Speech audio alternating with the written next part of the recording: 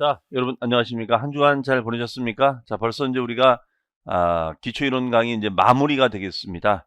자, 오늘은 요 남은 내용 추가 설명을 드리고요.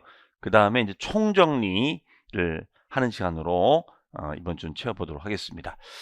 여러분들 기초 이론 강의 들으시면서 또 어떻게 좀 조금 정리가 되셨나 모르겠습니다. 어쨌든 뭐 우리가 한 번에 다 알 수는 없어요. 자꾸 이제 반복하다 보면 점점점 실력이 늘어날 거니까요. 주바심 내지 마시고 인내하시면서 따라와 주셨으면 좋겠습니다. 어쨌든 날씨 추운데 감기 조심하시고요. 자, 그러면 이제 남은 주제는 우리가 지난 시간에 이어서 집이 두 채가 됐을 때 비과세에 관련된 얘기가 되겠습니다. 자, 우리가 1세대 1주택의 비과세는 말 그대로 우리가 112였죠. 112. 기억나시죠? 112다. 이때 1이라는 것은 양도일 현재 시점의 1세대, 배우자가 또는 가족이 있는 1세대가 되는데 그 배우자가 없어도 1세대로 볼 수가 있다. 이렇게 말씀드렸고요. 두 번째는 1주택이다. 이때 1주택이라는 것은 국내 주택을 말한다. 국외 주택은 해당 사항이 없고요. 그 다음에 일반 지역은 2년 보유가 되고 조정 지역은 2년 이상 거주가 돼야 됩니다. 2년 이상 거주가 된다는 거.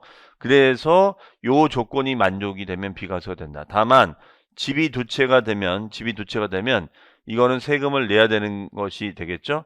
하지만 이 두 채가 되는 원인도 우리가 불가피한 사유에 해당이 됐을 때는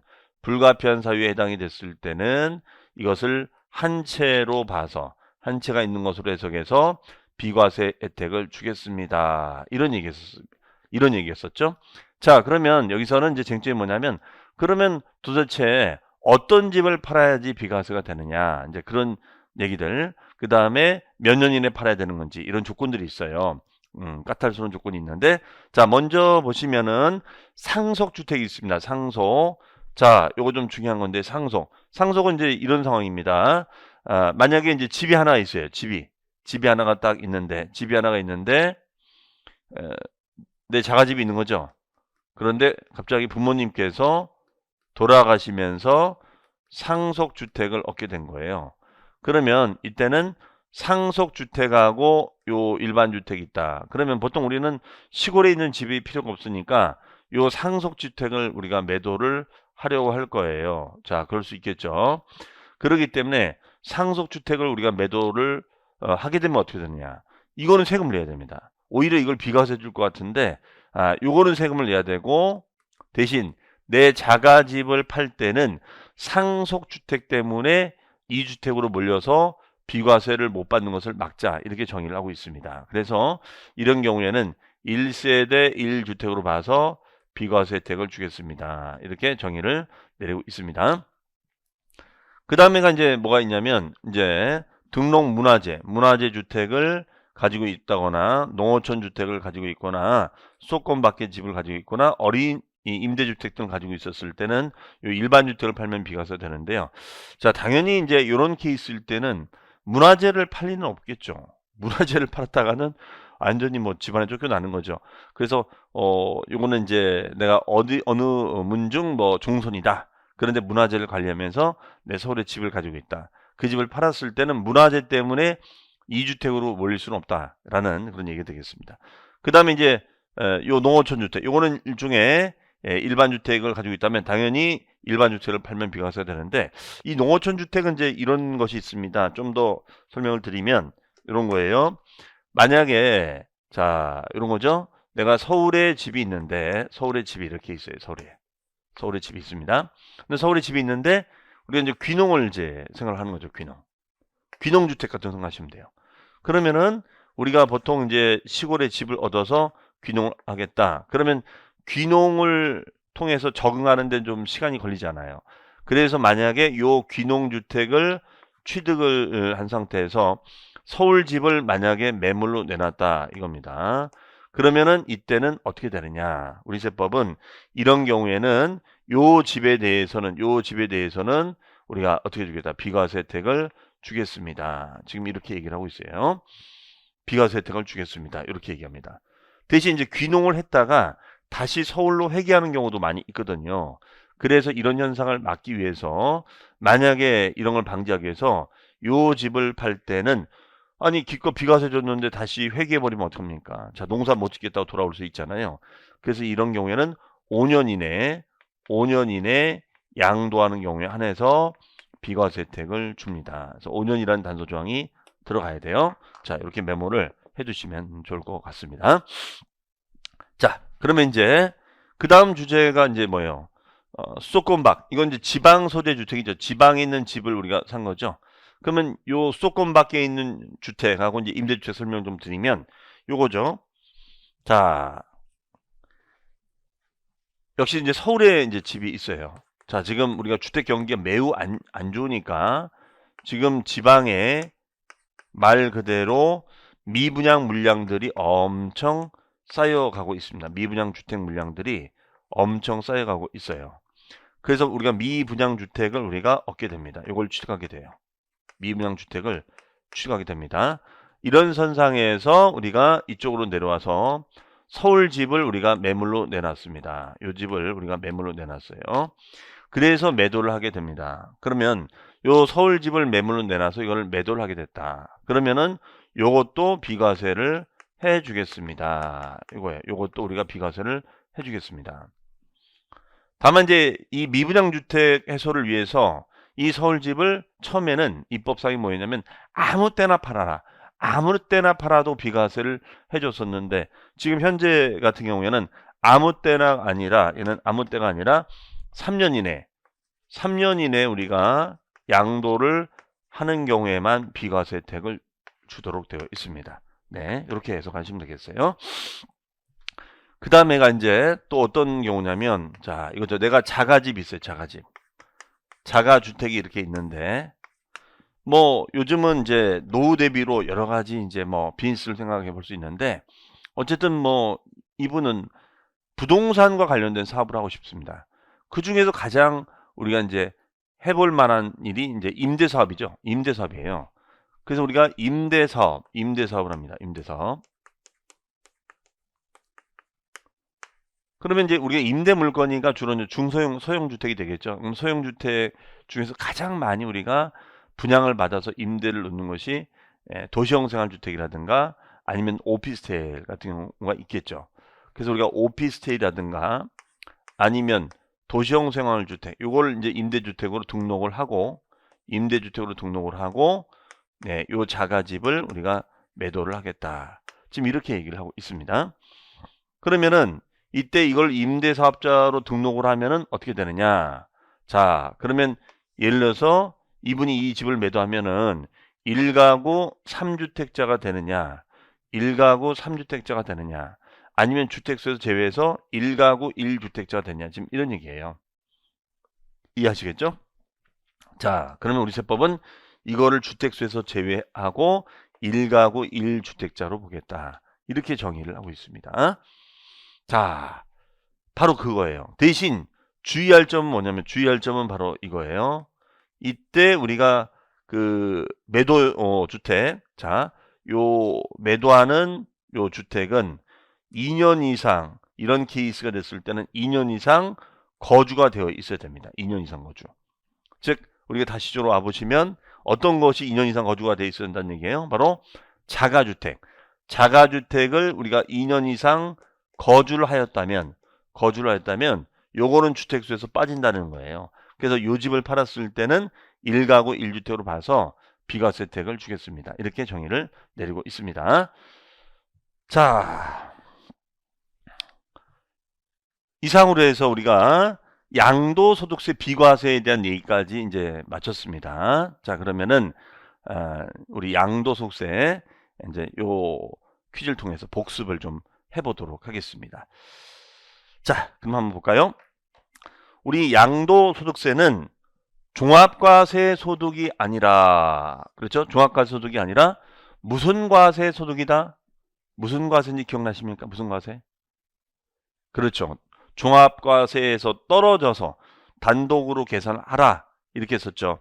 그래서 얘는 분류과세다. 분류과세. 이렇게 했었죠. 분류과세. 그러면 분류과세 소득은 우리가 퇴직금 소득이라든가 아니면은 양도소득 이것을 분류과세다 이렇게 썼어요.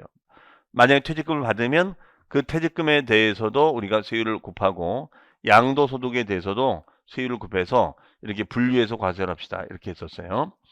그 다음에 종합과세가 되는 소득. 자, 종합과세가 되는 소득은 다른 소득과 이렇게 모아서 합산해서 우리가 과세하자. 이렇게 얘기합니다. 그러면 종합과세가 되는 소득은 우리가 뭐가 있냐면 이자소득, 그 다음에가 배당소득, 그 다음에가 사업소득, 그 다음에 근로소득, 그 다음에 연금소득, 기타소득. 네, 요게 있습니다. 자, 그러면 이자, 배당, 사업, 근로, 연금, 기타 이런 소득이 있다면 이걸 다 합산해서 모아서 과세하자 이런 얘기죠. 그러면은 만약에 여러분이 소공으로 활동하면서 임대사업을 하고 있다면 소공으로 활동하면서 임대사업을 하고 있다면 요 소공소득과 임대사업소득은 다 합산해서 신고하시오. 이런 얘기였었잖아요. 이런 개념을 우리는 종합과세소득 이렇게 얘기를 했었죠. 자, 그래서 꼭 기억을 해 두셔야 될 그런 지문이 되겠습니다. 자, 그러면 우리가 소득세, 이러한 소득, 종합과세가 되는 소득이든 양도소득처럼 분류과세가 되는 소득이든 이런 개인의 소득세, 이때 소득세는 개인의 소득을 말했었죠. 개인의 소득을 말했었습니다. 이런 개인 소득에 대한 소득세 납세무자는 거주자와 누가 있다? 거주자와 누가 있다? 기억나십니까? 그렇습니다. 거주에 받는 말이 안일 비자니까 비거주자가 있다. 이렇게 했었죠. 비거주가 있다. 그러면 여기서 거주자, 비거주자 구분하는 문제가 한번 시험에 출제가 된 적이 있었는데요. 자, 이거 한번 설명을 드려볼까요? 자, 이런 얘기예요. 그러면 거주자, 비거주가 있다.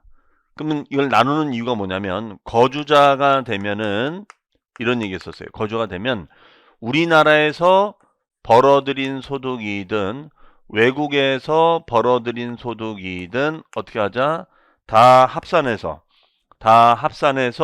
우리가 신고를 합시다. 이런 얘기 했었어요. 다 합산해서 우리가 신고를 합시다. 이런 얘기 했었어요. 이게 거주자 개념이야. 그러면 거주자라는 것은 국내에 주소가 있거나 아니면은 183일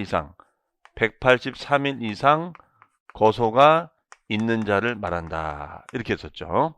자, 거주자라는 것은 국내에 주소가 있거나 183일 이상 거소가 있는 자를 말한다. 이렇게 했었어요. 그러면 국내외 모든 소득을 우리가 신고할 수 있다. 이렇게 했었죠. 반면에 비거주자가 되면은 어떻게 한다? 국내 소득에 대해서만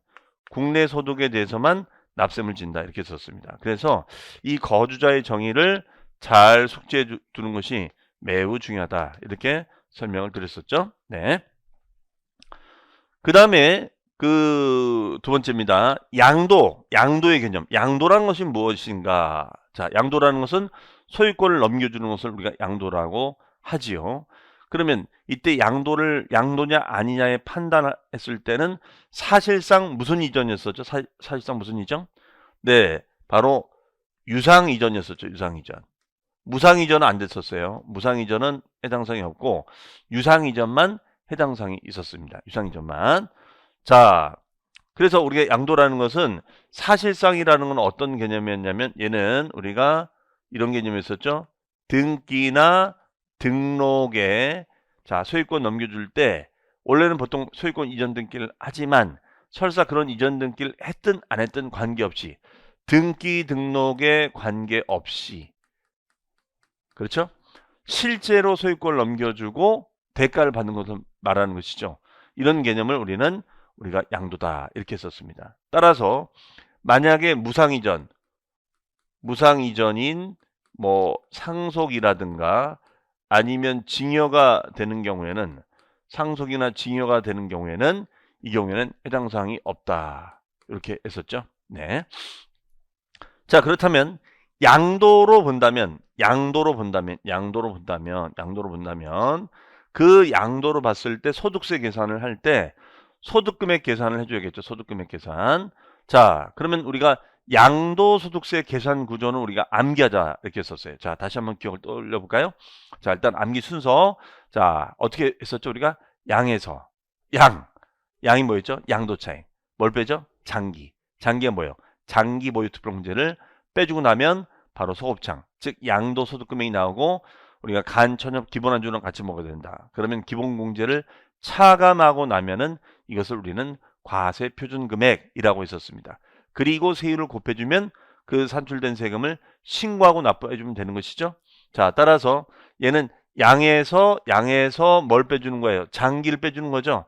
그래서 우리가 장기 보유자를 우대할 목적으로 장기 보유 특별공제를 차감하여 계산해주는 규정이었습니다.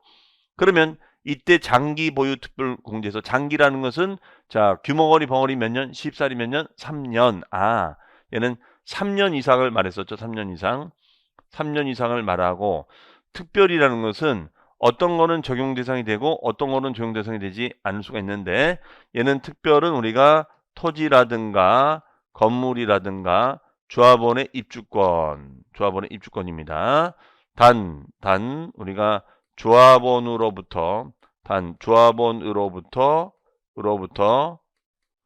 취득한 것은 제외하겠다. 취득한 것은 우리가 제외를 하겠습니다.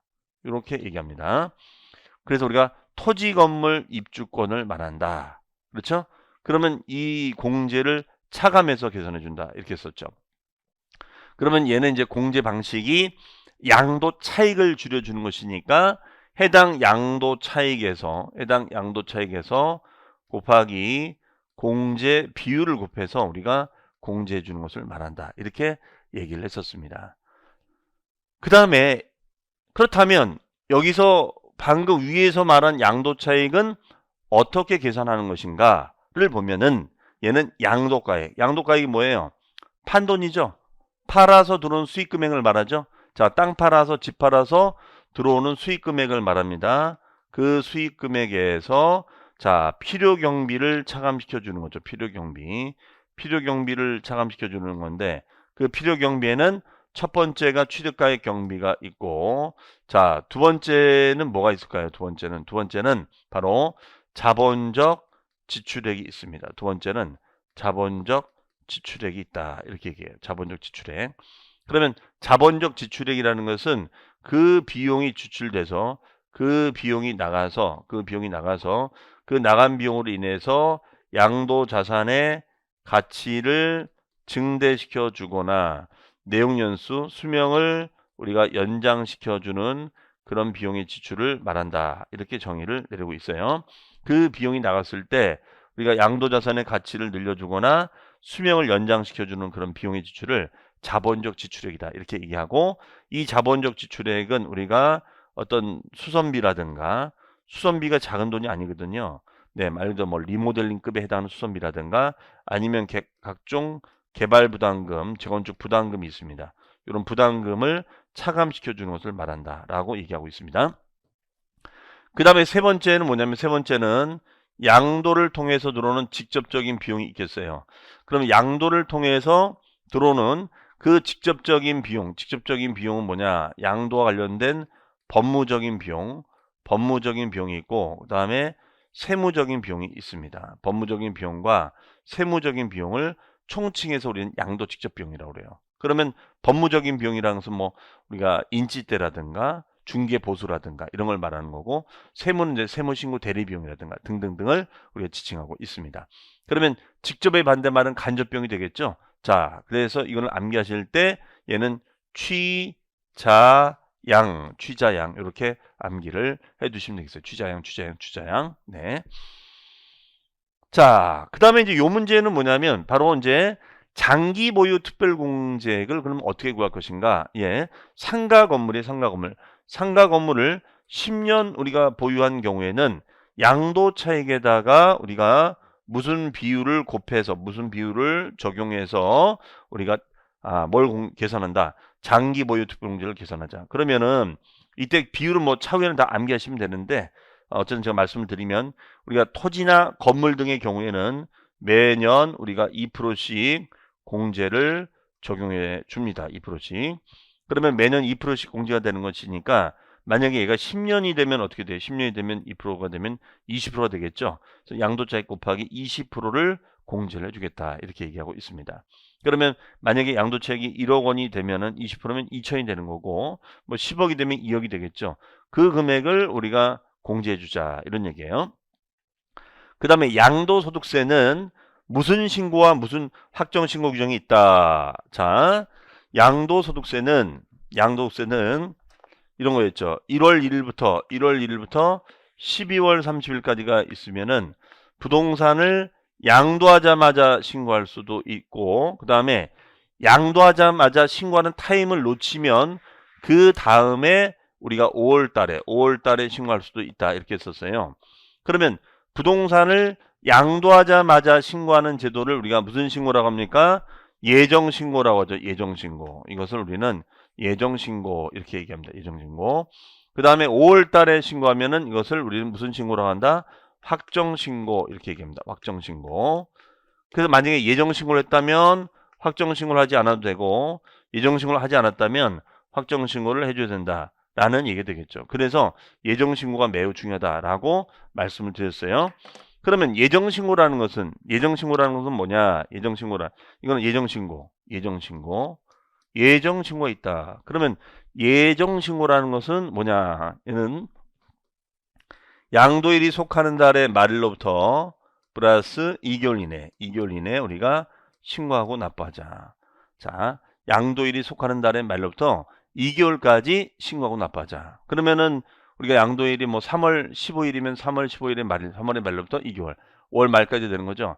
4월 20일이면 4월의 말로부터 2개월, 6월 말까지 되는 거죠. 자, 이것을 우리는 예정신고라고 얘기를 했었습니다. 네, 해석이. 그래서 여기 보시면은 우리가 예정 때 신고를 하지 않았다면, 자, 이거는 어떻게 돼요? 가산세상의 불이익을 받는다. 이렇게 얘기를 합니다. 예정 때 신고를 했다면 우리가 할 필요 없지만 안 했다면 가산세상의 불이익을 받는다. 이렇게 얘기를 하고 있죠. 자, 그 다음에가 이제 요거는 이제 비과세 규정이 되겠습니다. 바로 조정 대상 지역. 그렇죠. 조정 대상 지역이라는 이런 규제 지역에 존해서 1세대 1주택자가 몇 년 이상 보유 및 거주를 하게 되면 비과세가 적용이 되느냐. 요 규정이죠. 아주 중요한 지문이죠. 요거는. 그러면 얘는 조정 대상 지역이냐, 규제 지역이냐, 조정 대상 지역이 아닌 비규제 지역이냐에 따라 달라지는 것인데요. 자, 얘 같은 경우에는 몇 년 이상이죠? 2년 이상이죠. 2년 이상 보유, 거주를 하고 양도를 하면은 혜택을 볼 수가 있다. 이렇게 얘기를 하고 있습니다. 그 다음에 이제 요 규정은 뭐냐면요. 자, 요 규정은 집이 두 채가 되더라도 집을 한 채로 봐서 비과세를 해줄 수 있다라는 조항인데, 물론 아까 우리가 그 표에서는 설명이 없었습니다만, 자, 요 규정도 좀 중요한 규정이 되겠습니다. 어쨌든 이건 문제를 통해서 정리해 볼게요. 자, 뭐라고 되어 있냐면, 국내의 1주택을 소유한 1세대가 종전주택을 취득한 날로부터 자, 1년 이상이 지난 후 신규 주택을 취득한 경우에는 몇 년 이내에 종전주택을 양도해야만 비과세를 받을 수 있느냐. 지금 이거거든요.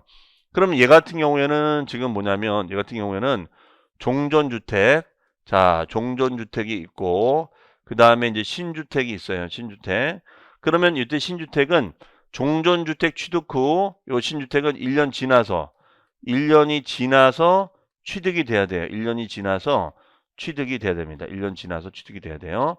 그리고 요 종전주택을 우리가 자 3년 이내 팔면은 비과세를 해줄 수 있습니다. 그러니까 이 조항의 의미는 뭐냐면 이거죠. 만약에 예를 들어서 서울에 살다가 저쪽 세종시 저쪽 지방에 뭐 어디로 갈까요? 뭐 경상도 진주로 간다. 진주 혁신도시. 그러면은 보통 우리가 이사를 갈 때는 어떻게 하면 이사를 갈 때는 요 서울 집을 팔고 신주택 진주 있는 집을 얻습니까? 진주 집을 얻어놓고 요 서울 집을 내놓습니까? 얻어놓고 내놓을 수 있잖아요. 그러면 이것이 뭐 한 8개월 만에 뭐 안 팔리다가 팔렸다. 그러면 8개월 동안은 이 집이 두 채가 되는 거잖아요. 그 선상에서 요거를 팔았을 때는 비과세가 되느냐 안 되느냐 지금 이거거든요. 자, 그럼 우리 세법은 이거는 3년 이내 우리가 종전주택을 양도하게 되면 비과세를 받을 수 있다라고 얘기를 하고 있습니다. 그 다음에 양도소득세는 납부할 세액이 얼마를 초과하는 경우에는 그 납부할 세액의 일부를 납부기한이 지난 후 몇 개월 이내에 분할 납부할 수 있느냐 이 얘기인데요. 자, 얘는 1,000만 원 초과입니다. 1,000만 원 초과. 1,000만 원 초과가 됐을 때는 얘는 2개월 이내에 분할해서 납부할 수가 있다. 이렇게 얘기를 하고 있어요. 1,000만 원 초과되면 2개월 이내에 분할 납부할 수 있다. 그래서 얘는 우리가 기준점이 자, 이거였었죠. 만약에 1,000만 원 초과 2,000만 원 이하. 만약에 세금이 1,400만 원이 됐다. 양도세가. 그러면 1,400만 원을 어떻게 분납한다? 1,000만 원을 내주고 다시 2개월 이내에 400만 원을 내줍니다. 그 다음에 세금이 만약에 3,000만 원 나왔다고 한다면 2,000만 원 넘었죠? 그러면 1,500만 원을 내주고 2개월 이내에 1,500만 원을 분할해서 납부하자. 이런 얘기가 되겠어요. 저기요. 자, 이렇게 갑니다. 자, 이상으로 해서 이번 시간에는 우리가 양도소득세에 대한 복습까지 한번 정리를 해봤습니다. 자, 어쨌든 이 복습 문제 통해서 여러분들 다시 한번 정리해 주시고요. 자, 그러면 다음 시간에 여기 보니까 이제 용어 그 복습이 있죠. 자, 제가 기초 강의 때 강조했던 게 뭐였냐면 용어였었어요. 용어 정리가 안 되면 안 된다. 이런 걸 굉장히 강조를 많이 했었는데 우리 조세 총론 처음부터 마지막까지 나왔던 많은 그런 용어들 중에서 특히 좀 다시 한번 점검을 꼭 해봤으면 하는 그런 용어들 중심으로 해서 다음 시간에 한번 정리를 또 해드리도록 하겠습니다. 자, 그러면 잠시 뒤에 뵙겠습니다. 자, 그럼 이제 두 번째 시간 보도록 하겠습니다. 자, 두 번째 시간은 예고한 대로 이제 용어 복습이 되겠습니다. 우리가 이제 그동안 이제 배웠던 용어들을 중심으로 정리를 한번 해보는 그런 시간을 갖도록 하겠습니다. 자, 첫 번째 우리가 분할납부 물납이 있는데요. 분할납부 우리가 물납이 있죠. 그러면 이거는 이제 우리가 조세 총론에서 이런 걸 공부했었어요. 조세란 무엇인가? 자, 조세라는 것은 우리가 원칙적으로 우리가 재정 수입을 조달하는 목적으로 국가나 지방자치단체가 거두는 세금을 말하는데 이때 납부하는 방법은 원칙은 금전납부다. 금전납부는 일시납을 말하는 것이고 그 일시납을 하는데 일시납 형태로 못 낸다면 분할해서 납부할 수가 있다. 이렇게 설명을 했었어요. 그러면 분할해서 우리가 납부하는 개념을 우리는 분납이다 라고 얘기했었고 그 다음에 금전 형태로 못 내고 땅이나 건물로도 낼 수가 있다. 이것을 우리는 물납이라고 했었지요. 그러면 이때 분할납부는 우리가 이제 세목별로 우리가 좀 나눠지는데 일단은 그동안 우리 배웠던 것 중에서 보면은 재산세하고 종합부동산세는 분할납부가 250만 원 초과, 250만 원을 초과하게 되면 분할해서 납부할 수가 있었어요. 다만 이 재산세는 2개월 이내에 분할 납부할 수 있었고 종부세는 6개월 이내에 분할해서 납부할 수가 있었습니다. 반면에 우리 양도소득세 같은 경우에는 얘는 1,000만 원을 초과하게 되면 분할해서 납부할 수 있는데 얘는 2개월 이내에 분할해서 납부할 수 있다. 이렇게 얘기를 했었습니다. 그래서 재산세 분할 납부, 종부세 분할 납부, 양도세 분할 납부는 반드시 기억을 해 두시기 바랍니다. 반면에 취득세라든가 등록면허세 같은 지방세는 요 규정이 해당 사항이 없습니다. 그 다음에 이제 물납이 있습니다. 물납. 자, 물납은 우리가 어떻게 되느냐. 물납은 유일하게 지금 남아있는 것이 재산세만 우리가 물납이 가능해요. 재산세만 물납이 가능합니다. 자, 그럼 재산세 물납이 가능한데 얘는 그 물납이 어느 정도를 초과해야 되느냐. 얘는 1,000만 원, 1,000만 원을 초과하게 되면 1,000만 원을 초과하게 되면 우리가 물납할 수가 있습니다. 그래서 얘 같은 경우에는 물납을 관할 구역 내 부동산으로 우리가 물납을 할 수 있다. 이렇게 정의를 하고 있어요. 관할 구역 내 부동산으로 물납을 해라. 그러면 그 얘기는 관할이 아닌 거는 안 받겠다라는 그런 얘기가 되겠죠. 그래서 1,000만 원 초과하는 거 기억해 두시고요. 그 다음에 이제 종가세가 있습니다. 종가세. 자, 종가세는 가액을 따라서 가액을 쫓아서 가액을 기준으로 부과하는 우리가 세금을 종가세라고 합니다. 그러면 대부분의 세금은 이런 종가세 방식으로 되어 있었어요. 대부분의 세금은 이런 종가세 방식으로 되어 있었습니다. 그러면은 우리가 예를 들어서 취득세 같은 경우에는 취득가액을 기준으로 갑니다. 이것이 종가세가 되는 거죠. 자, 양도소득세 같은 경우에는 우리가 양도 차익을 기준으로 우리가 계산을 해줍니다. 이렇게 재산세 같은 경우에는 시가표준액으로 우리가 계산을 해주고 이런 식으로 가액을 기준으로 우리가 부과하는 세금이다. 이렇게 얘기를 했었습니다. 그러면 종가세의 반대말은 종가세의 반대가 되는 개념은 뭐가 될까요? 걔는 종량세가 되겠죠. 종량세가 됩니다. 그러면 종량세는 우리가 말소 등기 등을 했을 때는 우리가 건수를 과세 표준하죠. 그래서 우리가 건수당 얼마. 그러면 건수가 되면 이것이 종량세가 되겠죠. 해석이. 네, 이런 식으로 우리가 구성이 되어 있습니다. 그 다음에 이제 부과되는 세금이 있어요. 부과되는 세금. 자, 부과되는 세금은 딸려붙는 세금을 말한다. 딸려붙는 세금이다. 그래서 부가세는 우리가 독립세가 있고 독립세하고 같이 딸려붙는 세금을 우리는 부가세다. 이렇게 얘기를 합니다. 그래서 1+1 개념이 바로 일종의 부가세라고 보시면 돼요. 1+1이다. 그래서 독립세라는 세금이 붙으면 여기 같이 붙어서 움직이는 세금을 말하는 것이죠. 이것을 우리가 독립세 부가세라고 정의를 합니다. 그러면은 주로 딸려붙는 세금은 어떤 것이 있었냐면 우리가 농어촌 특별세라든가 그 다음에 지방교육세가 주로 이렇게 1+1 개념으로 움직였었죠. 그러면 이 농어촌 특별세하고 지방교육세 특징은 뭐냐면 얘네들은 목적세라는 거예요. 목적세. 즉 세금을 거두면 사용의 제한이 있는 거죠. 세금을 거두면 사용의 제한이 따르는 그런 세금을 목적세라고 했었죠. 그렇죠? 그래서 얘는 1+1 세금이다. 이렇게 얘기를 합니다. 그 다음에 이제 초과 누진세율하고 비례세율이 있는데 자, 요것도 한번 좀 설명을 드려보면 한번 설명을 드려보죠. 우리가 이제 세금을 계산하기 위해서는 우리가 뭐에다 뭐를 곱해야 되는 거냐면 과세 표준에다가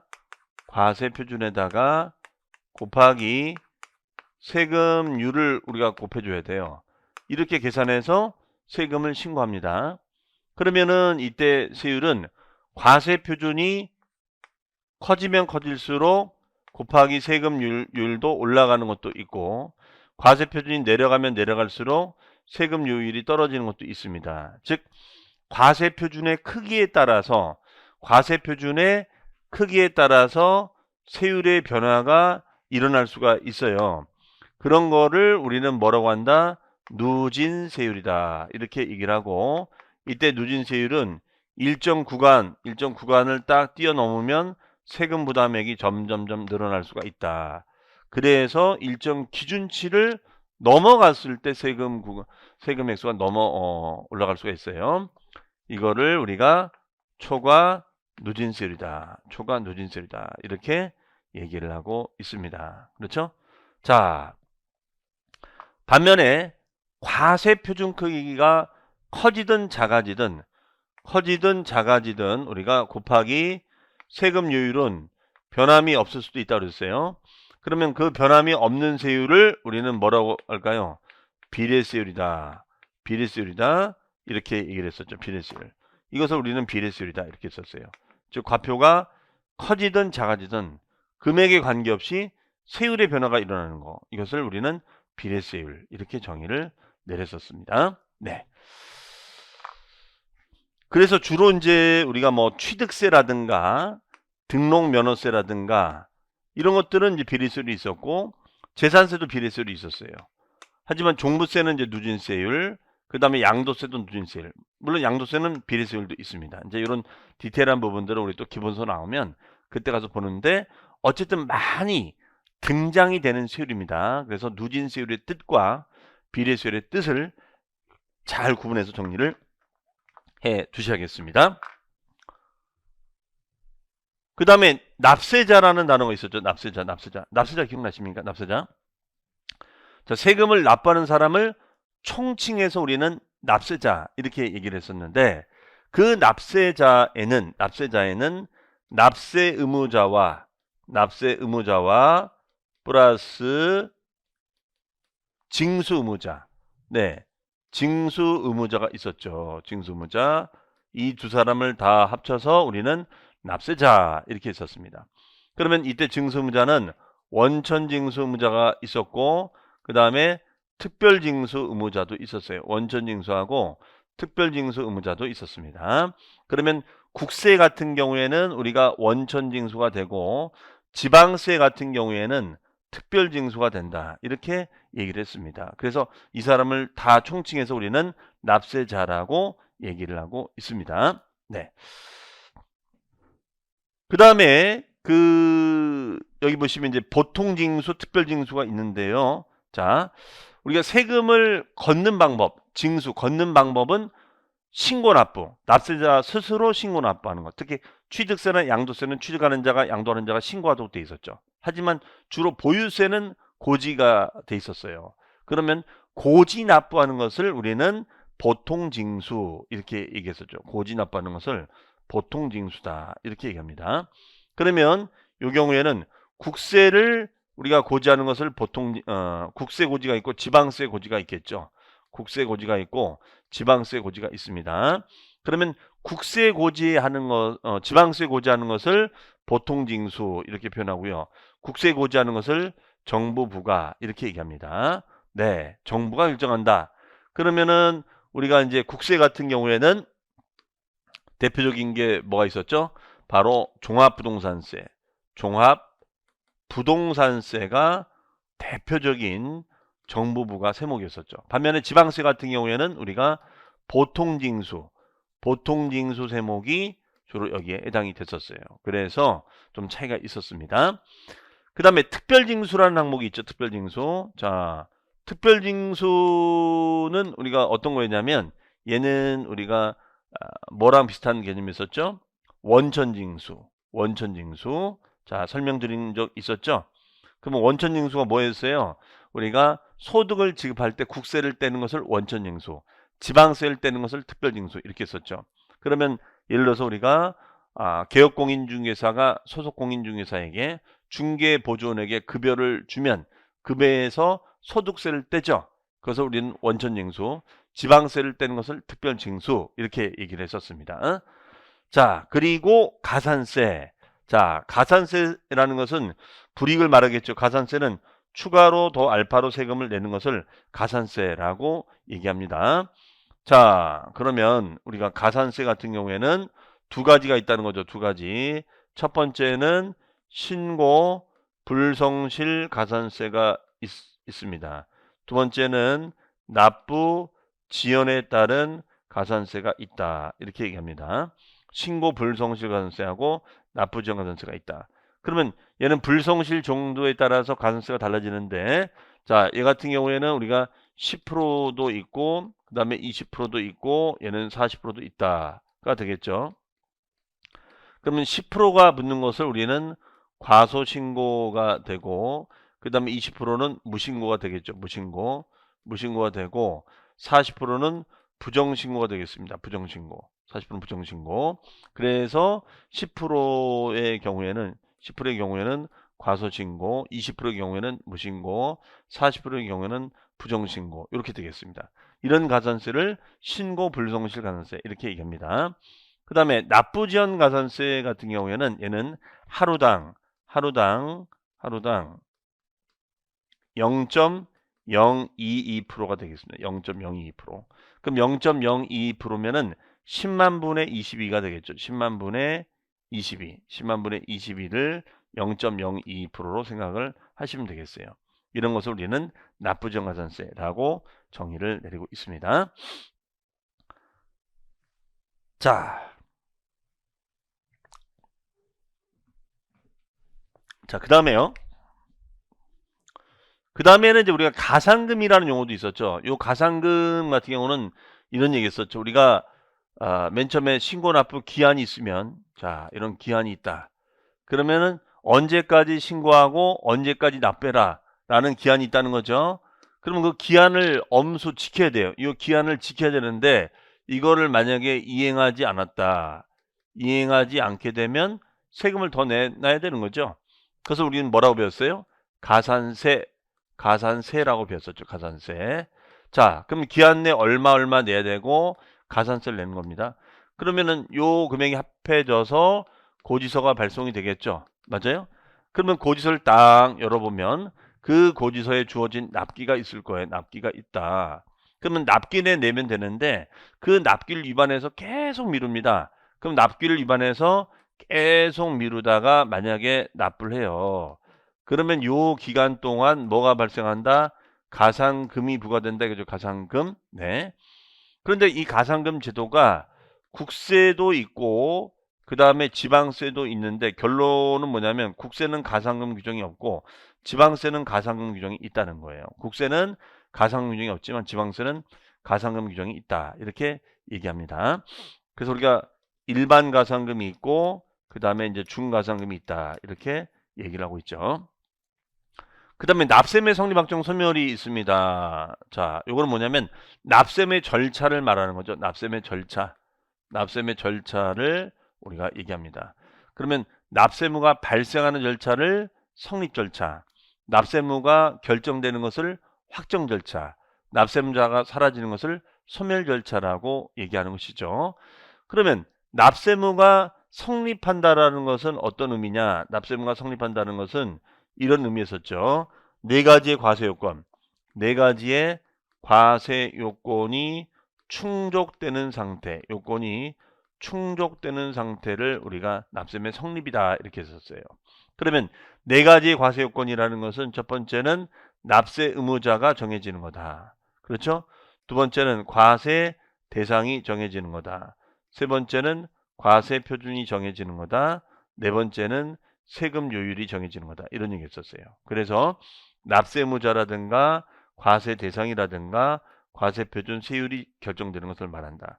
그러면 이 네 가지 요건이 갖춰지는 거죠.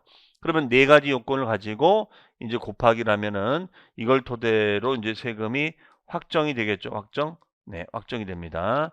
자, 그러면 이때 확정되는 것은 우리가 신고를 통해서 확정할 수도 있고 고지를 통해서도 확정할 수가 있습니다. 그러면 더하면 확정 신고가 되는 거고 고지가 될 수도 있겠죠? 네. 그 다음에 확정이 된 상태에서 우리가 사라질 수 있어요. 그러면 납부 등을 통해서 없애는 것을 우리는 소멸이다라고 얘기합니다. 소멸이다. 네. 그러면 우리가 성립에서는 중요한 것이 그러면 이런 네 가지 요건이 언제 성립하는 거냐? 즉 성립 시기가 중요했었죠. 성립 시기가. 그럼 성립 시기가 얘는 세목의 성격에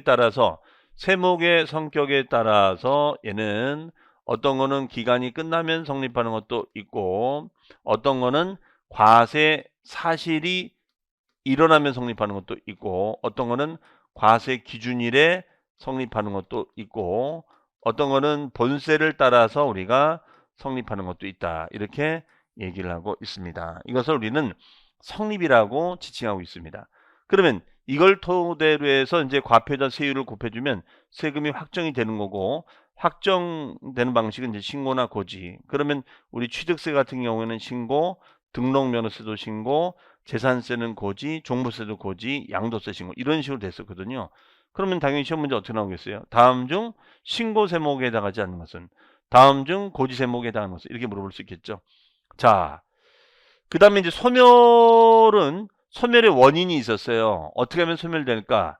그러면 가장 기본적인 것이 납부가 되겠죠. 네, 납부하면 소멸됩니다. 납부하면 소멸이 되고 그 다음에가 우리가 충당하면 소멸이 되고요. 충당하면 소멸이 되고 그 다음에 부과를 취소해도 우리가 소멸이 됐었어요. 네. 그 다음에 그 외 제척기간의 만료도 있었고요. 만료. 그 다음에 이제 시효가 채권 시효가 사라지는 거죠. 시효의 완성도 있었습니다. 이런 것이 되면 소멸한다. 이렇게 되겠죠. 그 다음에 이제 우리가 취득행위가 있겠죠. 취득행위. 자, 취득행위가 있습니다. 취득행위. 바로 이제 이거는 취득행위죠. 우리가 취득세라는 세금은 행위세다. 취득이라는 법률 행위가 일어나면 납세무가 발생되는 것인데, 그러면 최초의 취득. 자, 최초의 취득을 얘는 뭐라고 하느냐. 네. 처음으로 취득하는 것을 우리는 원시 취득이다. 이렇게 얘기하겠죠. 그다음에 승계라는 것은 소유권을 넘겨받는 것이 승계예요. 소유권을 넘겨받는 것이. 그러면 이때 승계는 우리가 유상으로 승계가 되는 것도 있고, 그다음에 무상으로 승계가 되는 것도 있습니다. 그러면 유상 승계라는 것은 뭐 매매라든가 아니면 토지나 건물 등을 교환해서 서로 부동산을 우리가 대가로 주고받는 것을 말하죠. 이런 교환 거래라든가, 아니면 우리가 무상이라는 것은 이제 상속을 받는다거나 아니면 징여를 받는 것이죠. 그런 식의 취득을 말합니다. 네. 그러면 우리가 납세무가 발생한다. 이렇게 했었죠. 이런 것을 우리는 행위세라고 얘기를 했었습니다. 그 다음에 이제 간주 취득이 있습니다. 간주 취득. 자, 요거 좀 중요했었는데요. 간주 취득은 이거는 어떤 개념이냐면, 자, 요거는 다시 한번 설명을 드리면, 간주 취득이라는 것은 이런 거 있었죠. 간주 취득. 간주 취득은 소유권의 변동은 없었죠. 소유권의 변동은 일어난 것이 없어요. 변동은 일어난 것이 없는데 어떤 변경을 통해서 지목 변경, 종류 변경, 이런 변경이라는 작업을 통해서 가액의 증가가 됐다면 그 증가된 것만큼을 취득으로 보겠습니다. 라는 개념을 간주 취득이라고 정의를 내리고 있습니다. 네. 자, 그래서 우리가 주로 이제 뭐 땅의 성격을 바꾸는 지목 변경이라든가 아니면 종류를 변경하는 것이 있어요. 종류를 변경하는 것이 있습니다. 네, 이것을 간주 취득 이렇게 얘기합니다. 그 다음에 이제 시가표준액이라는 것이 있는데, 이때 이 시가표준액은 뭐냐면, 이거는 지방세를 부과할 때 사용하는 그 일정 기준 금액을 우리는 시가표준액이다. 이렇게 얘기를 하고 있습니다. 지방세를 부과할 때 사용하는 기준 금액을 시가표준액. 이렇게 얘기를 해요. 그러면 우리가 이제 국세를 부과할 때도 있고, 국세를 부과할 때도 있고, 지방세를 부과할 때도 있습니다. 예.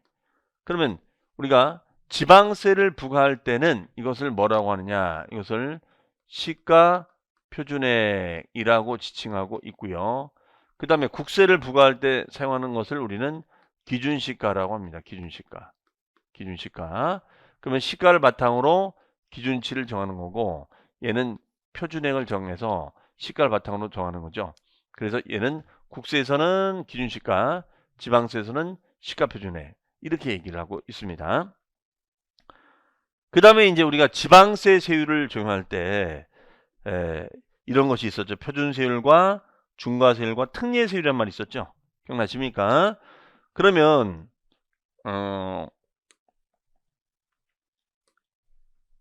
요거 한번 좀 설명을 좀 드려보도록 하겠습니다.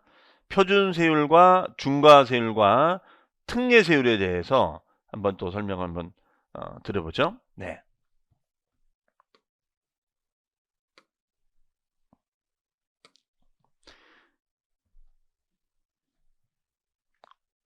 자, 표준세율이라는 것은 이거는 뭐였냐면 기본이 되는 세율이었죠. 기본.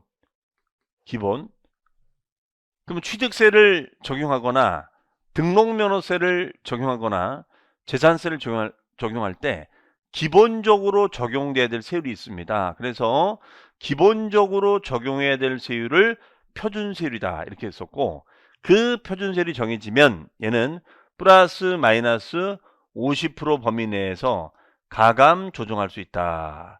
그러면 가감 이렇게 왔다 갔다 이렇게 움직일 수 있게끔 하겠다는 거죠.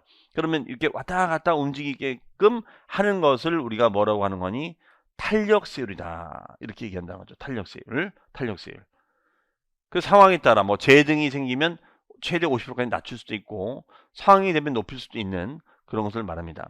그 다음에 중과세율이 있어요. 중과세율. 자, 중과세율이라는 것은 어떤 규제할 목적으로 만든 세율을 우리가 중과세율이다 이렇게 합니다. 규제할 목적으로 만든 세율이 중과세율이에요. 그러면 취득을 규제하겠다는 거죠. 그러면 대표적인 것이 뭐 있다면 사치성 재산, 사치스러운 재산을 취득을 하면 이거 규제하자. 그 다음에 서울, 경기, 인천 지역을 우리는 어디라고 할까요? 서울, 경기, 인천 지역을 우리는 과밀 억제권역이랍니다. 그러면 이런 과밀 억제권역에다가 뭘 개발을 하는 거예요. 개발을 하는 거죠. 그러면은 공장을 짓는 거죠. 공장을 지어서 우리가 개발을 하는 거예요. 공장을 지어서 개발하거나 아니면은 우리가 본점이라든가 아니면은 주사무소, 본점이나 주사무소를 짓는 거죠. 그럼 본점은 얘는 영리법인을 말하고 본점은 영리법인을 말하고 주사무소는 비영리법인을 말한다. 이렇게 얘기를 하고 있겠죠. 그 다음에 특례세율. 특례세율의 의미는 뭐였냐면 예외적인 취득을 말합니다. 예외적인 거. 뭔가 예외적인 취득을 했었을 때. 그러면 대표적인 것이 우리가 뭐 있었냐면 우리가 간주 취득. 그렇죠? 간주 취득은 정상적인 취득이 아니잖아요. 그렇죠? 일반 원시나 유상 승계가 아닌데 취득인 것처럼 보는 것을 우리는 간주 취득이라고 얘기했었죠. 간주 취득. 그러면 이런 간주 취득이 됐을 때는 특례세율을 적용하자 이렇게 했었어요.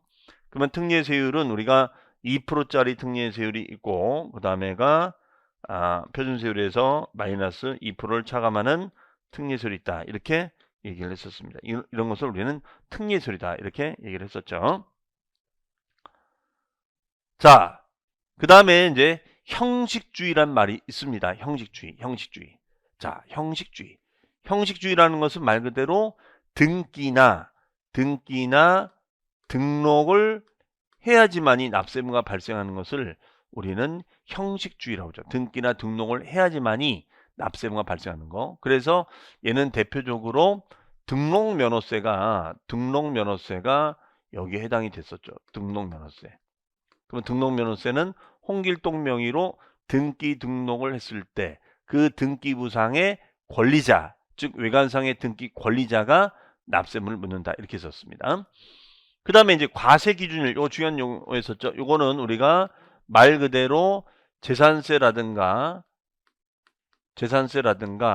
아니면 종합부동산세, 종부세, 재산세나 종부세를 판단할 수 있는 기준 날짜를 말합니다. 이것을 과세 기준일 이렇게 얘기합니다.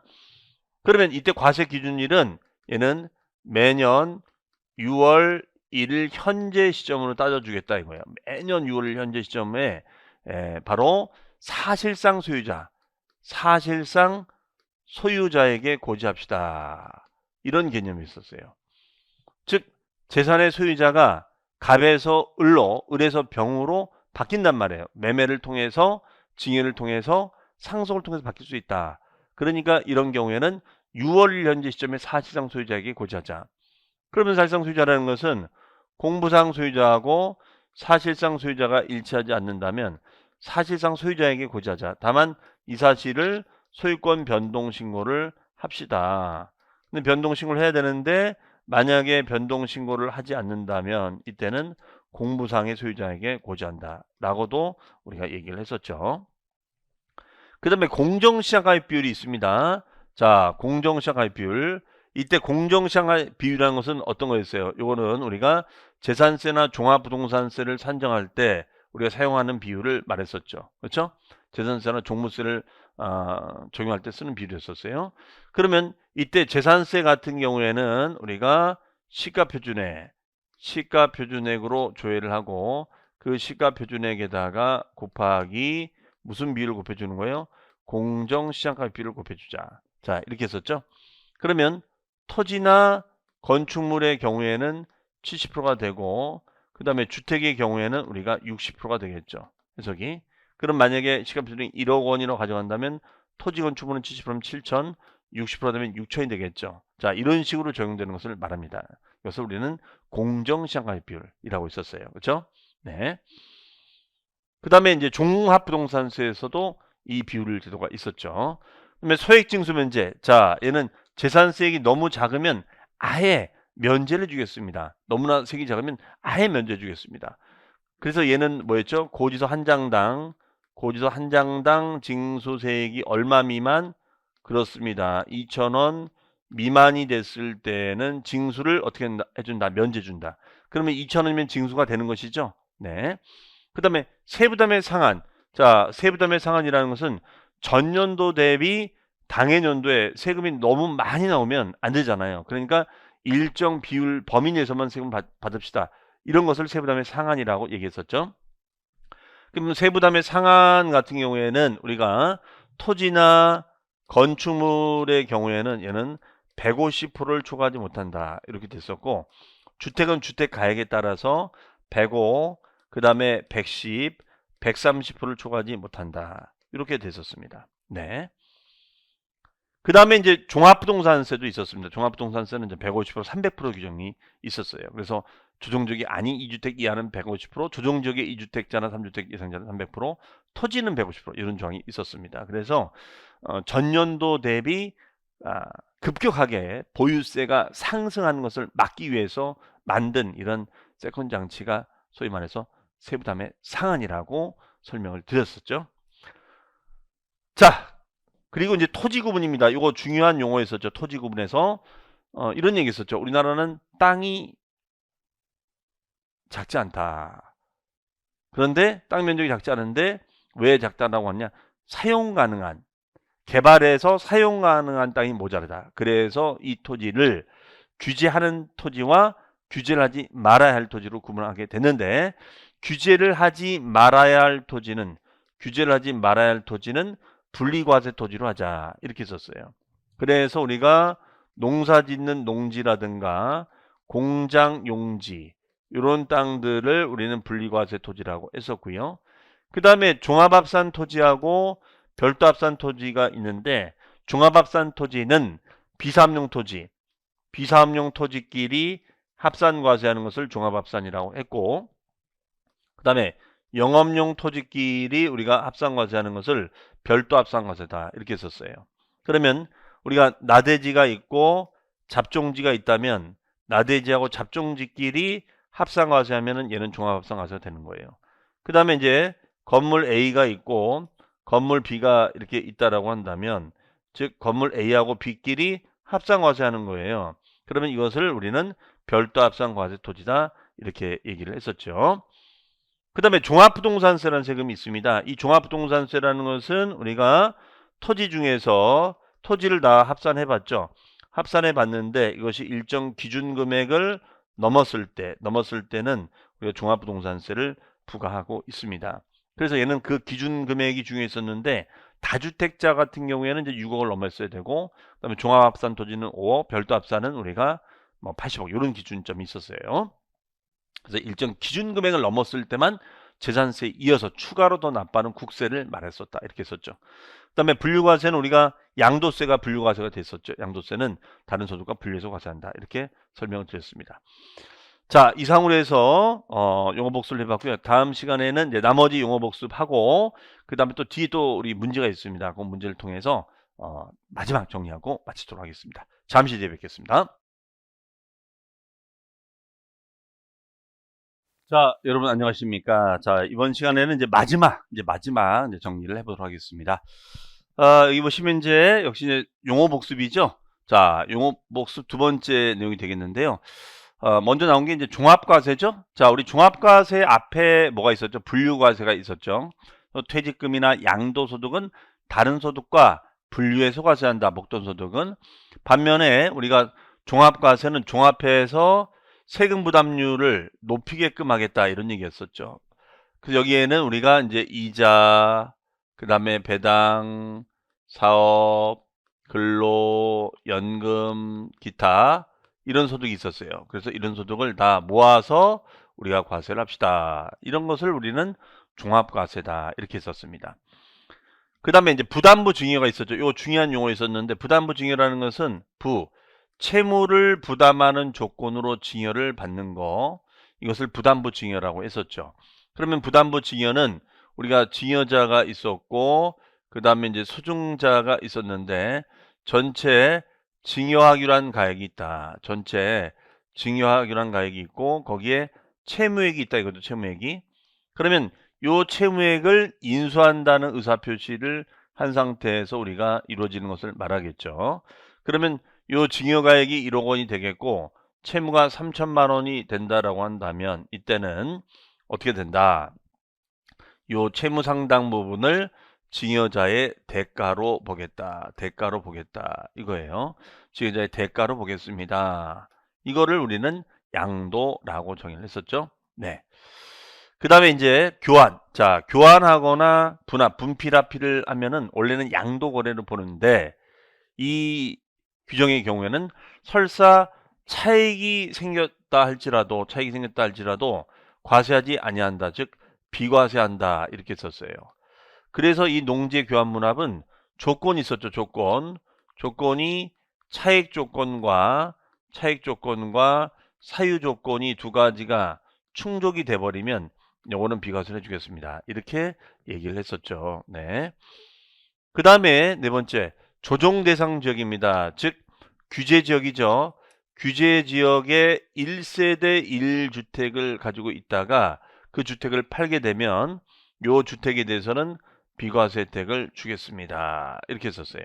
그러면 요때 1세대 1주택은 조정 대상 지역이니까 여기는 2년 이상을 보유를 하고 그다음에 2년 이상 거주를 하게 되면 얘는 차익이 생겨도 세금을 없던 일로 하겠습니다. 이렇게 얘기를 했었죠.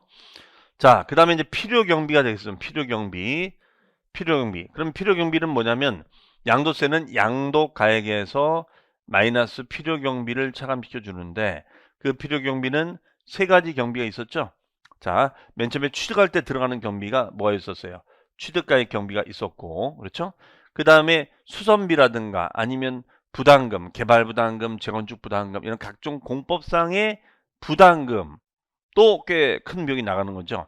이것도 우리가 자본적 지출액이라고 해서 비용에 들어갔었죠. 그 다음에 양도할 때 들어가는 우리가 계약서 작성비라든가 세무사 사무실 맡긴 신고 작성 비용 이런 비용을 말하겠죠.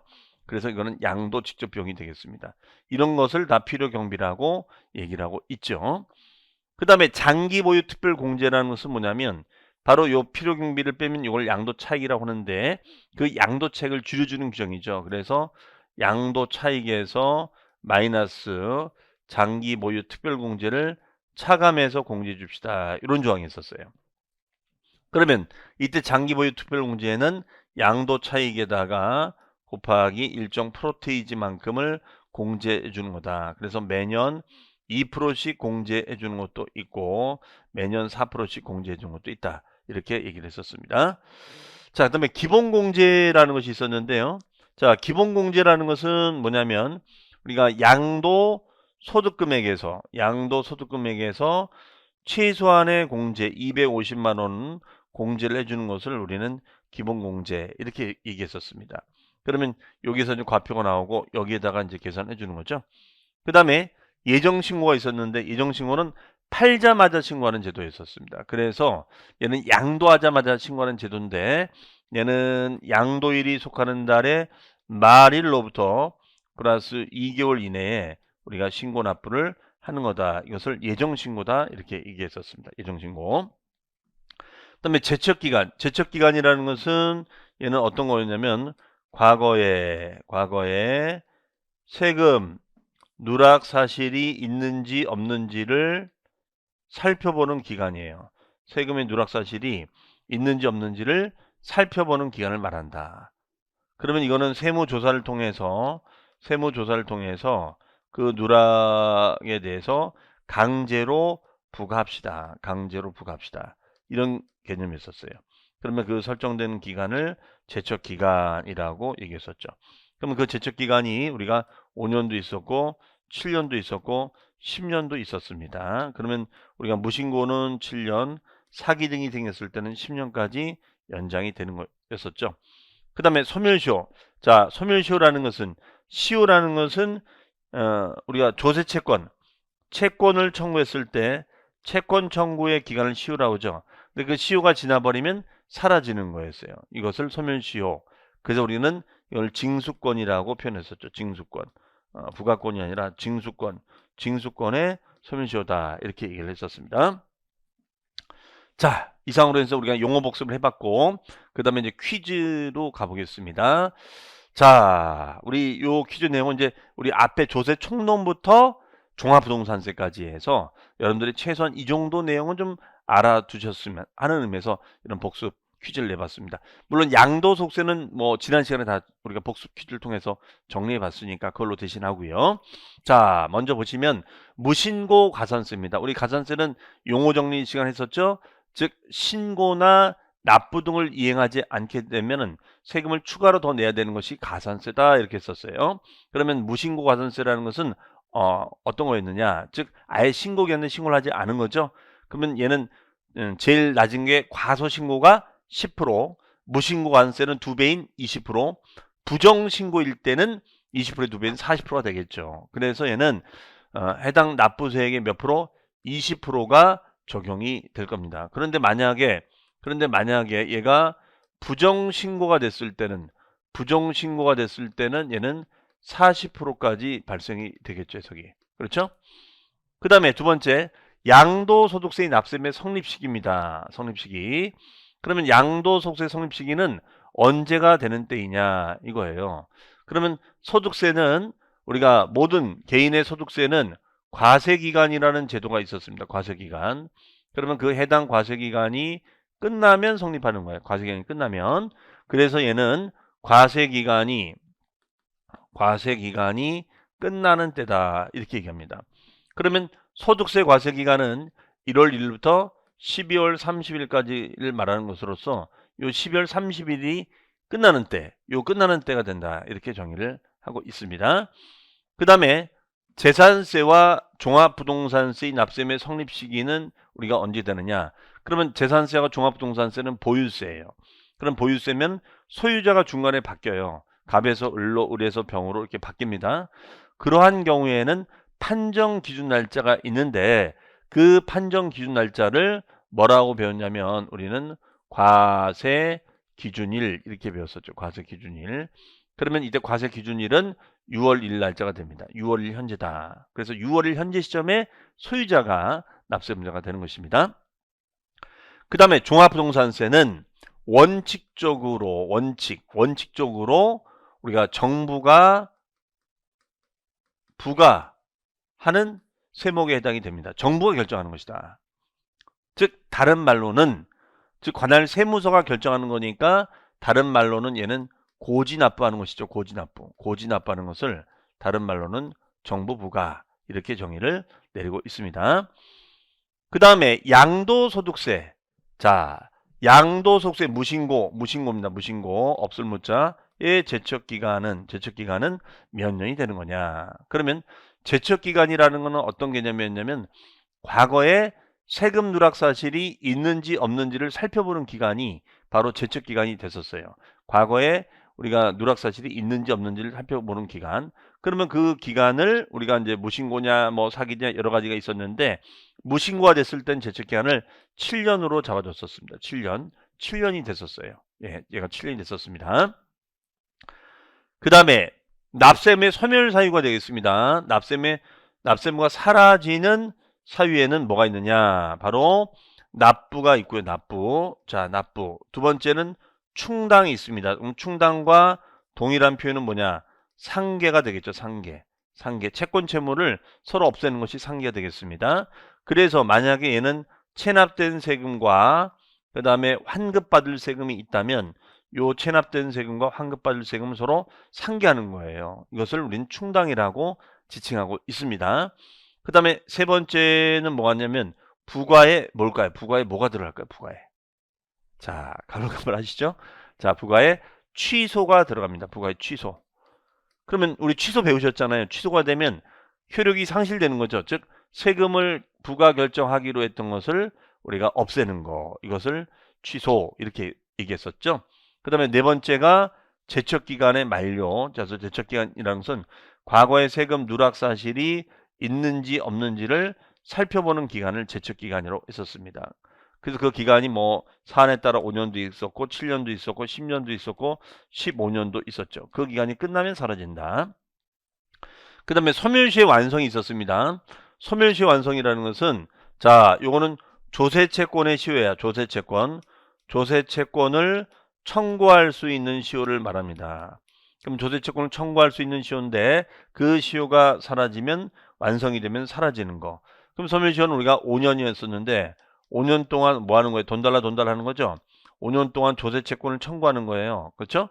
그러면 5년 동안 돈 달라를 청구를 하게 되면 그 청구 시효가 5년인데 그 5년이 지나면 사라지는 거. 이것을 소멸시효 완성이라고 얘기를 했었습니다. 그 다음에 취득세인 납세무자 중에서 과점주주의 경우에는 자, 법인 뭐 할 때는 취득세 납세무가 발생하지 아니한다. 자, 이거는 법인 설립 시 얘는 납세무가 발생하지 않습니다. 그러면 과점주주라는 것은 어떤 사람이냐? 자, 과점주주라는 것은 어떤 개념이냐면 얘는 주주 1인과 특수관계에 있는 자들의 주식의 합의 50%를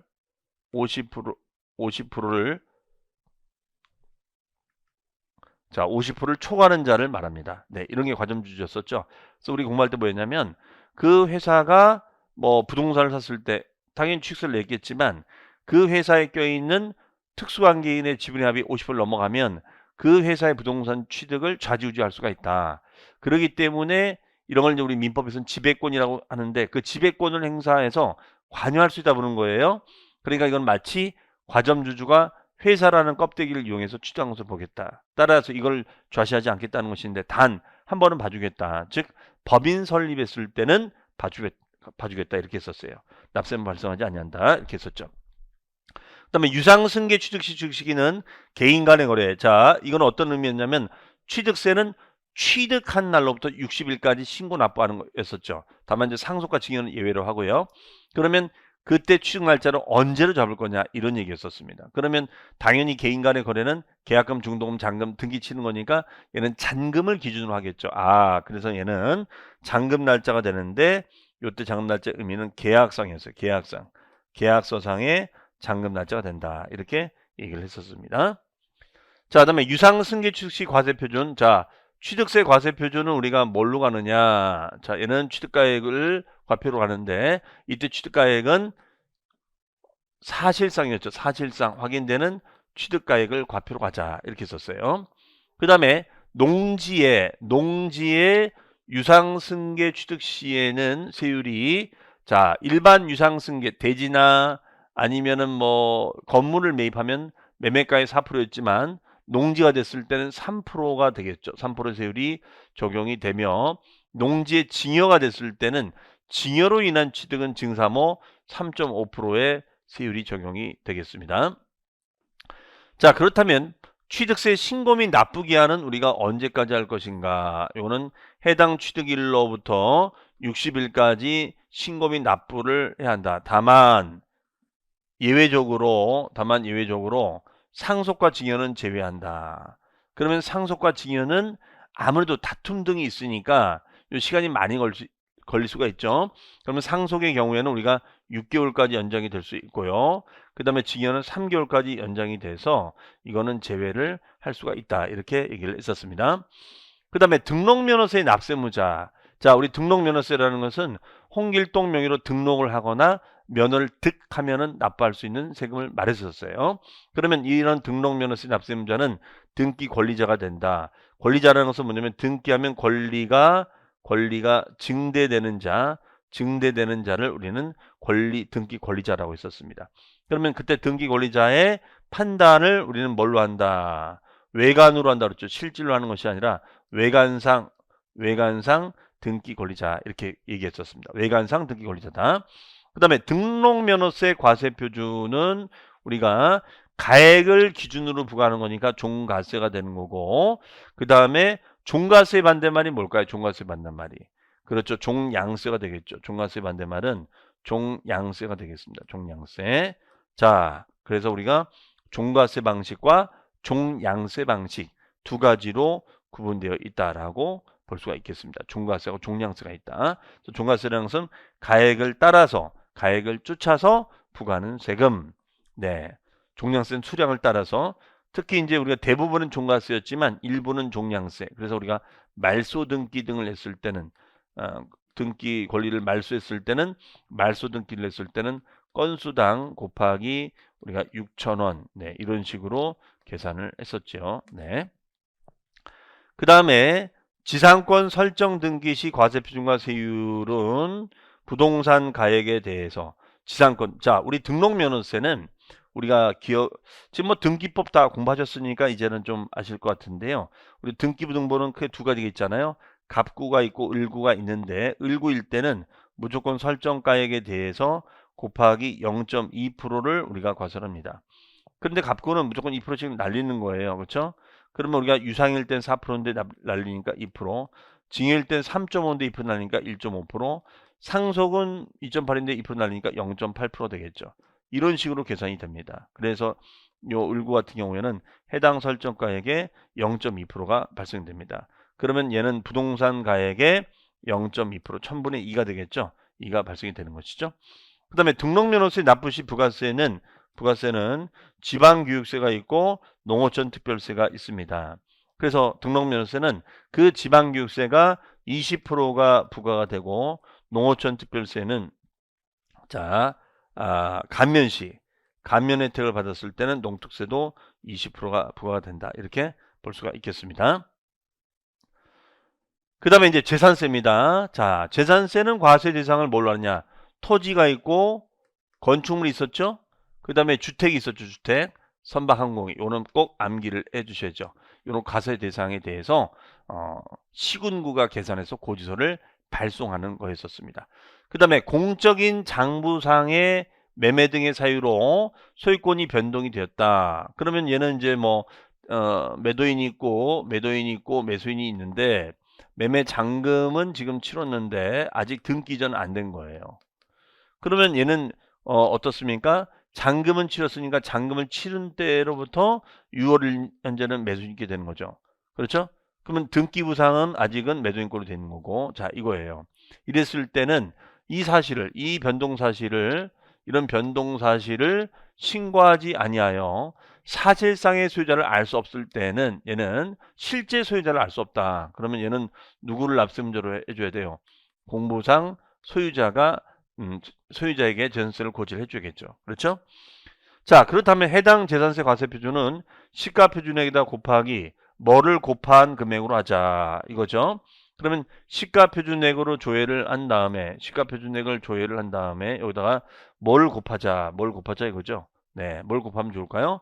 바로 공정, 시장, 가액, 비율을 곱하자 이 얘기죠. 네, 공정, 시장, 가액, 비율을 곱하자 이거예요. 그러면 가격이 좀 이렇게 움직일 수 있겠죠. 그래서 이 시가표준액은 굉장히 비탄력적인 금액이다 보니까 이 금액을 좀 조정해 줍시다. 그러면 이것이 이제 토지나 건축물은 70%가 됐었고 주택은 우리가 60%가 됐었죠. 이런 식으로 우리가 조정을 하는 걸 말했었습니다. 그럼 1억에 70%면 7천, 1억 60%는 6천이 되겠죠. 그 다음에 건축물분 재산세 납기는 매년 건물분 재산세 납기죠. 얘는 매년 7월 16일부터 해서 7월 31일까지를 말한다라고 돼 있어요. 그리고 네 재산세는 신고 납부가 아니라 시군구가 아예 시가표준액에다가 토지 건축물 주택의 경우에는 공정시장가액비를 곱해서 가격을 조정해 준 다음에 세율을 곱하잖아요. 따라서 신고 납부가 아닌 무슨 징수가 된다?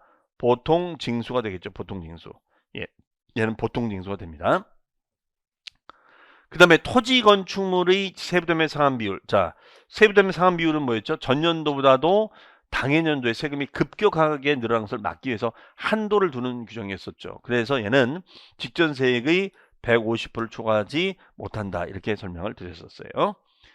자, 마지막으로 종합부동산세입니다. 자, 종합부동산세 과세 대상은 법령에서 정한 토지와 뭐가 있다? 그렇죠. 주택이 있죠. 주택이 있죠. 그 다음에 1세대 1주택자는 우리가 이분은 종부세 대상 납세문자 중에서 실수요자로 본다라고 설명을 드렸었죠. 그러면 실수요자로 보는 거니까 혜택을 줘야겠죠. 그래서 이 경우에는 법령에서 정한 보유기간별 세공제도 가능하고, 그렇죠? 그 다음에 또 거주 기간별로도 세액공제가 가능합니다. 그럼 최대 몇 프로? 80% 한도로 해서 세액공제가 가능하다는 것이죠. 자, 그 다음에 법인을 제외한 주택을 소유한 자의 종합부동산세 세율은 초과 뭐를 한다? 법인은 최고 세율을 붙입니다. 그래서 얘는 비례세율적 성격으로 가고 있는데 얘는 초과 누진세율을 적용해주고 있죠. 누진세를 적용해줍니다. 자, 그 다음에 종합합산 과세토지의 경우에는 법령에서 정한 공시가격의 합계액이 얼마를 초과하는 자가 종합부동산세 납세의무가 있다. 얼마? 종합합산 토지는. 그렇죠? 5억 원을 초과하는 자가 종부세를 납부할 의무가 있죠. 그 다음에 종합부동산세는 분할 납부 규정은 있으나 뭐는 없다? 그렇죠. 물납은 없죠. 물납. 물납 규정은 없습니다. 물납 규정은 없습니다. 자, 분할 납부는 얼마요? 250만 원 초과. 250만 원을 초과하게 되면은 얘는 6개월 이내에 분할해서 납부할 수가 있죠. 자, 그다음에 종합부동산세 부가세 딸려붙는 세금은 어떤 세금이 있었죠? 그렇습니다. 얘는 농어촌 특별세가 20%가 우리가 부과됐었죠. 농특세가 20%가 딸려붙었다. 이렇게 우리가 얘기를 하고 있습니다. 자, 이상으로 해서 우리 이제 마지막 최종 정리를 이번 주 한번 정리해 봤습니다. 여러분들 우리가 이제 기초 입문 강의 할 때만 해도 조세는 무엇인가 이렇게 했는데 벌써 이제 다 마무리가 됐네요.